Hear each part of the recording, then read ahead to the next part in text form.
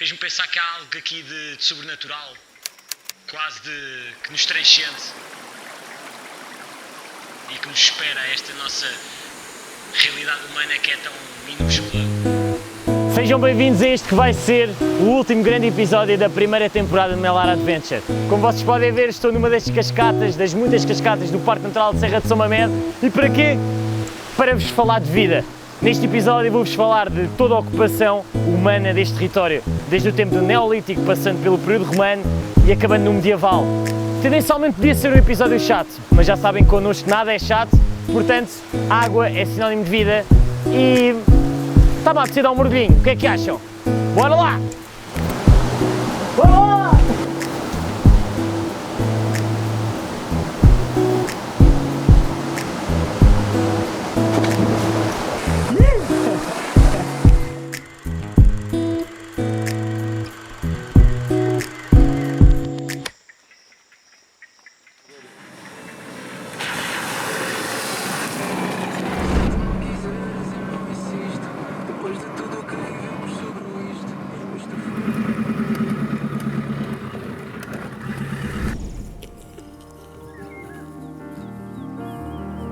Começámos este episódio junto a uma cascata e não foi em vão. Na verdade eu tinha dois sentidos, duas conclusões ou dois propósitos que vos queria instigar no pensamento. O primeiro de como é que há uma cascata no Alentejo e o segundo é que estava-vos a dar uma pista, um mote para este episódio.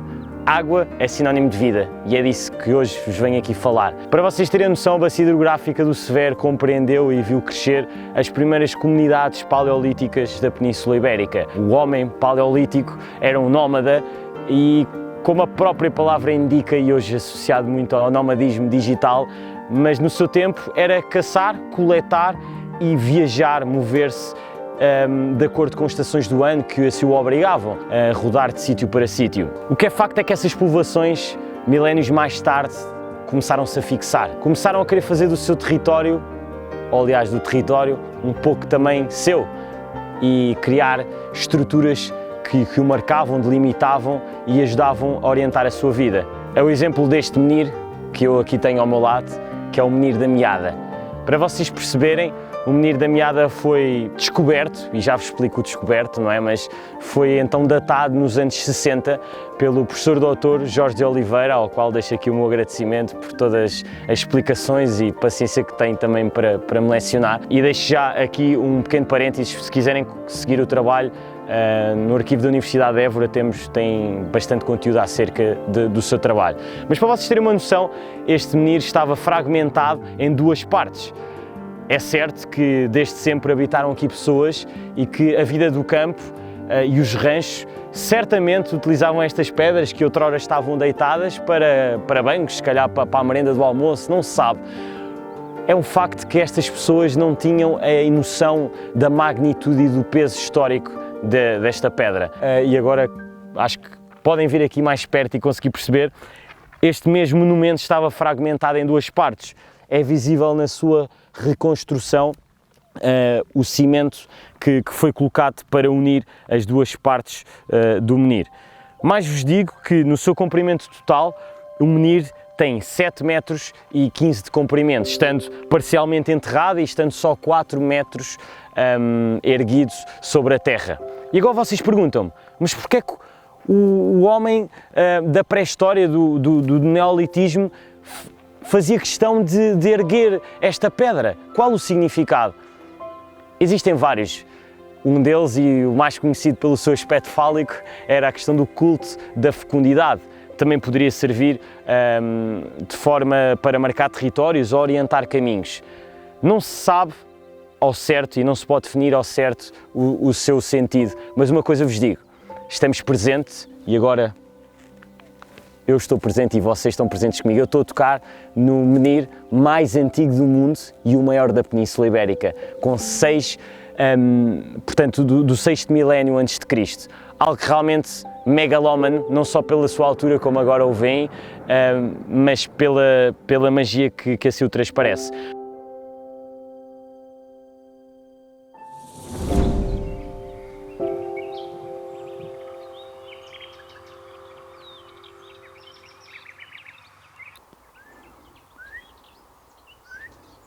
Poço. Poço. Vim para aqui de férias, mas parece que cheguei antes do verão. Para quem não sabe, estou numa apelidada a cidade perdida da Amaia, ou pelo menos eu gosto de a tratar assim. A minha irmã agora vou pô-la sobre uma coluna, espero bem que isto não caia, senão o Imperador Augusto, que foi quem fundou esta cidade no primeiro século, ainda veio dar-me nas orelhas. Mas esta cidade tem uma particularidade e é bastante interessante. Para quem não sabe, a capital da província romana nesta zona era Mérida, e as classes mais ricas da sociedade romana da altura necessitavam de uma estância balnear. Isto é considerado a Albufeira dos romanos aqui da zona, para terem mais ou menos uma noção. Portanto, eles viviam no Alentejo do outro lado, que é Extremadura, e vinham aqui passar férias. Este local é incrível à fixação de famílias para se refrescarem e divertirem no verão. E porquê? Começámos este episódio de uma cascata, estamos na bacia hidrográfica do Rio Severo. Pelo que vocês conseguiram ver nestes planos incríveis, tudo o que nos rodeia é verdejante, e estas colinas concentram aqui prados incríveis para o cultivo e fixação humana, e assim se desenvolveu uma das cidades romanas mais importantes, ou com mais importância aqui na Península Ibérica.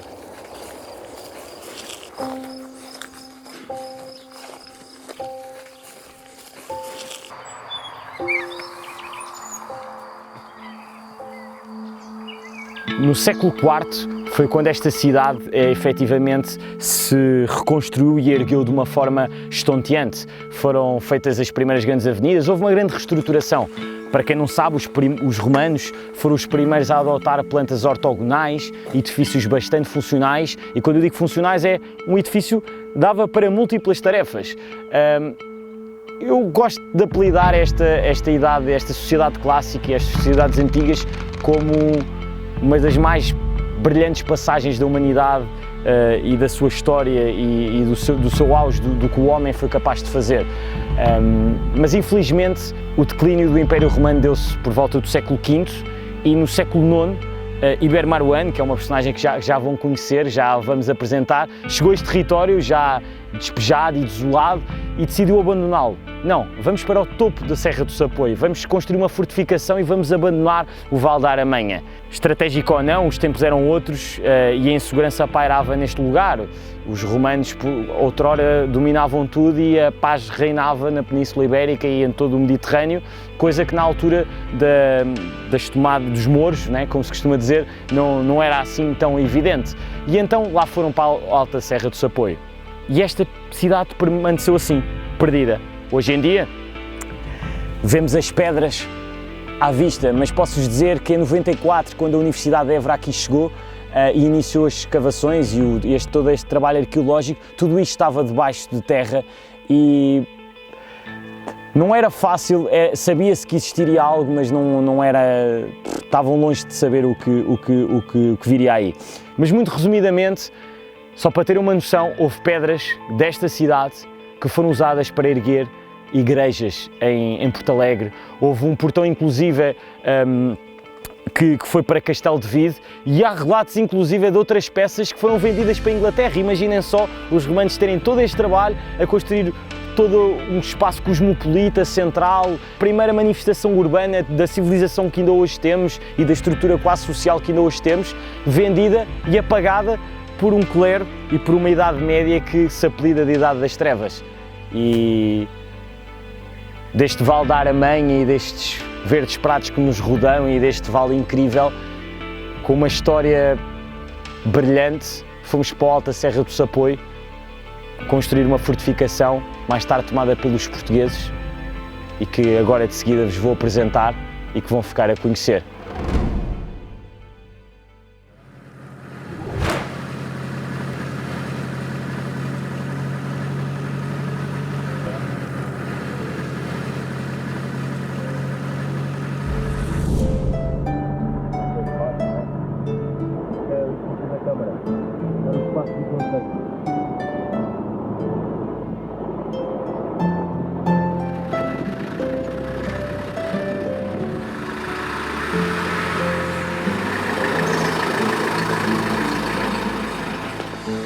Olá, Cristina. Olá, bom dia. Então, nós basicamente viemos de toda uma aventura, quase numa máquina do tempo, onde começámos no megalitismo, no menir, evoluindo para uma humanização de um território feito pelos romanos, algo incrível, e também há aqui um fator que une toda esta história, ou esta pré-história medieval, que era a influência da água e do rio Severo. Mas em toda esta história eu percebi-me de uma coisa: o alto da Serra do Sapoio sempre teve influência histórica, não é? E sempre houve um objetivo do homem construir aqui castros, pequenas fortalezas. Conta-me um bocadinho disto. Exatamente, nós sabemos, porque o nosso concelho é muito rico do ponto de vista da pré-história, e sabemos realmente que poderia ter existido aqui alguma ocupação antes da Reconquista. Já foram feitas algumas prospeções, algumas escavações, mas nunca foi conclusivo. Mas, no entanto, sabemos que realmente poderia ter existido aqui alguma coisa antes da construção portuguesa que hoje nos apresenta. Outrora, e do que a história data, quantas pessoas é que achava que Marvão, esta fortificação, albergava? Quantas pessoas aqui viviam? Os dados que há nunca foi exatamente da Fortes Limítrofes. Portanto, não se sabe ao certo quantas pessoas conseguiriam aqui viver dentro. Também o que se sabe é que muitas das pessoas poderiam viver aqui, tinham aqui casa, e iam cultivar os campos lá embaixo, que isso é uma das questões que as pessoas muitas das vezes perguntam, era onde é que cultivavam as coisas aqui em cima, quer dizer, aqui não havia cultivo, não é? Claro. Aqui havia, as pessoas vinham aqui viver, as pessoas viviam aqui para proteger a vila quando fosse necessário, mas tinham que fazer a outra parte da sua subsistência, como era a agricultura, nos campos lá embaixo. Isto é o Sr. Padre Marcelino a mandar a malta para a missa, não? É a hora da missa. Se calhar temos que ir para a missa. O Padre Marcelino dá tudo. O gajo começa ali a tocar, vamos embora, já está tudo atrasado.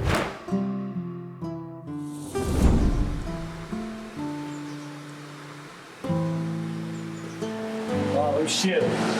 Cuidado aqui com a cabecinha!